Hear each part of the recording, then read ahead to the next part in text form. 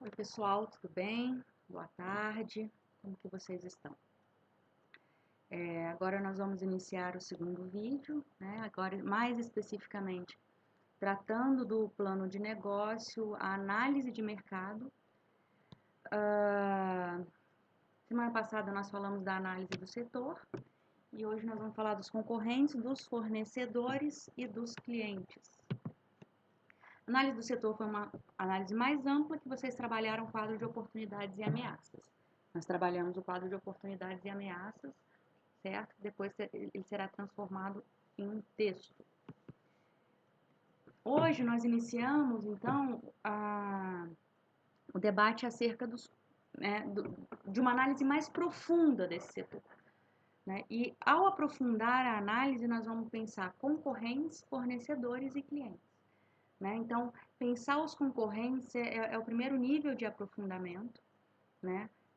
Então, entender quem vai competir no mercado é muito importante, quais empresas que já estão instaladas, né? Ou seja, quem são os concorrentes, quais os principais concorrentes e quais as suas características, né? Então, como é o atendimento dessa concorrência, onde essa concorrência está localizada. Então, se eu tenho uma proposta de paisagismo para a população de classe média baixa, ou seja, se eu tenho uma proposta de paisagismo para uma população que mora em condomínios do CRV, esqueci o nome daquela empresa, casas mais populares, eu tenho concorrentes localizados ali perto daqueles condomínios? Como chama? Esqueci, meu Deus.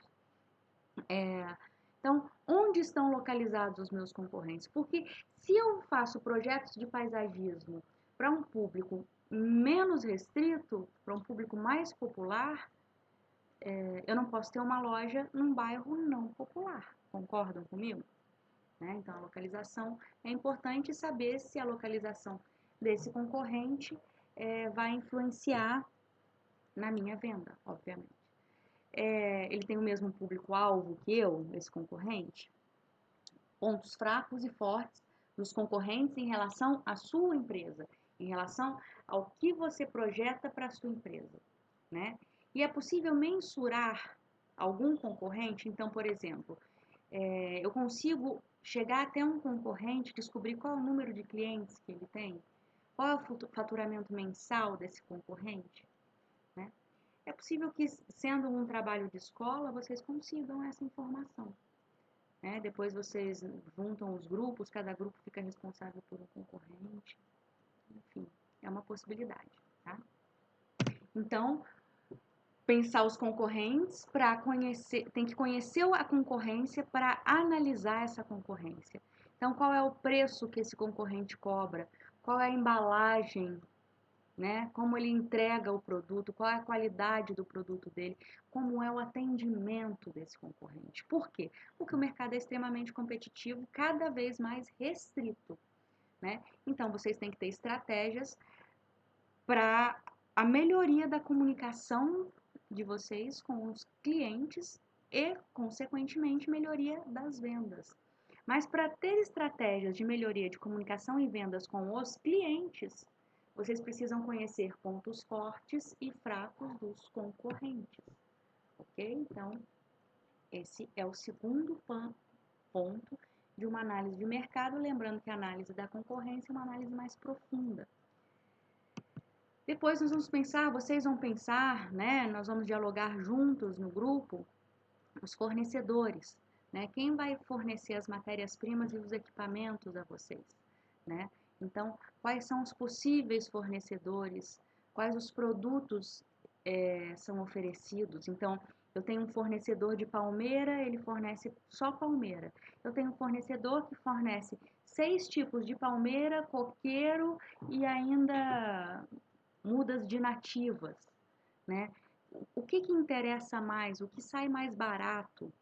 Quais são as condições de fornecimento, né? Então, por exemplo, se eu tenho um fornecedor que coloca o produto na minha loja consignado, a questão do valor do dinheiro no tempo para mim, né, a questão de pensar o valor do dinheiro do tempo, tem uma construção muito mais eficiente, porque eu não tenho que pagar, talvez somente o frete, se eu tenho frete próprio, se eu tenho veículo próprio, eu tenho que ter somente o frete e só vou pagar a venda daquele produto, vou pagar por aquele produto após exercer a venda. Ou se esse cliente recebe à vista ou demora ou me dá 30 dias para pagamento, isso se relaciona com o valor do dinheiro do tempo, se relaciona com a possibilidade de fluxo de caixa, que nós vamos estudar mais adiante. Para quais concorrentes esse cliente também fornece? Então, dependendo do mercado que eu quero alcançar, eu posso solicitar que esse cliente só forneça para mim, naquele município. Dependendo do mercado, não. Né? Então, é uma possibilidade. Qual o ponto fraco e qual o ponto forte de cada fornecedor. Tá? Pensem no valor do dinheiro do tempo ao pensar os fornecedores, né? Porque é pensando os fornecedores que vocês vão conseguir valorizar mais ou menos o capital de vocês durante a venda. Tá? Isso será explicado em um outro momento. E por fim, nós vamos pensar os clientes, é o foco do nosso negócio. Então, precisamos conhecer os concorrentes, precisamos conhecer os fornecedores para conquistar cada vez um número maior e melhor de clientes. Como nós vamos chegar até esses clientes? Né? Quem são esses clientes? Lembrem-se que tem que ter uma relação profunda com a análise de vocês de tendência, do tipo de empresa que vocês estão criando, tipo de projeto que vocês estão pensando, certo? Então, em relação aos clientes, primeira coisa, quais os detalhes almejados pelo cliente? Né? Você tem que focar no seu cliente, o que o seu cliente deseja, né? Os clientes possuem necessidades particulares. As necessidades dos clientes não são coletivas neste caso. Por quê? Porque vocês não estão trabalhando com produtos de primeira necessidade. Então, vocês já conhecem, não são produtos essenciais, certo?